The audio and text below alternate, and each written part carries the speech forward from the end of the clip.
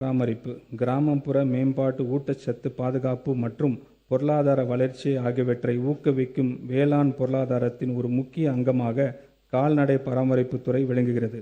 நடப்பு நிதியாண்டில் ஊரக பகுதிகளில் வாழும் நலிவடைந்த கைம்பெண்கள், ஆதரவற்ற பெண்கள், டிரான்ஸ்ஜெண்டர்ஸ் மற்றும் மற்ற மாற்றுத்திறனாளிகளுக்கு வெற்றி மகளிர் ஆடுகள் வளர்ப்பு திட்டத்தின் கீழ் 100% மானியத்தில் 5 வெள்ளாடுகள் அல்லது செம்மறி ஆடுகள் வழங்கப்படும். இதன் மூலம் சுமார் 30,000 தகுதியுள்ள நபர்கள் பயனடைவர். இதற்காக திருத்த வரவு செலவு திட்ட மதிப்பீடுகளில் 110 கோடி ரூபாய் ஒதுக்கீடு செய்யப்படுகிறது. கால்நடை மருத்துவமனைகளுக்கு தேவையான 41 கட்டடங்கள் 47 கோடி ரூபாய் மதிப்பீட்டில் உருவாக்கப்படும்.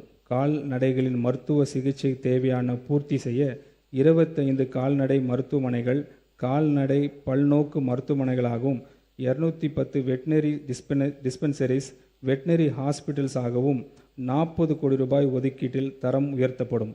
மேலும் 143 புதிய நடமாடும் கால்நடை மருத்துவ பிரிவுகள் 35 கோடி ரூபாய் மதிப்பீட்டில் உருவாக்கப்படும்.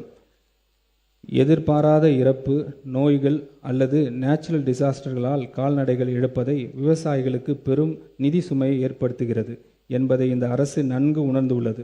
விவசாயிகளுக்கு நிதி பாதுகாப்பு வழங்க நோக்கில் இந்த அரசு கால்நடைகள் காப்போம் என்ற புதிய கால்நடை காப்பீட்டு திட்டத்தை அறிமுகப்படுத்த உள்ளது.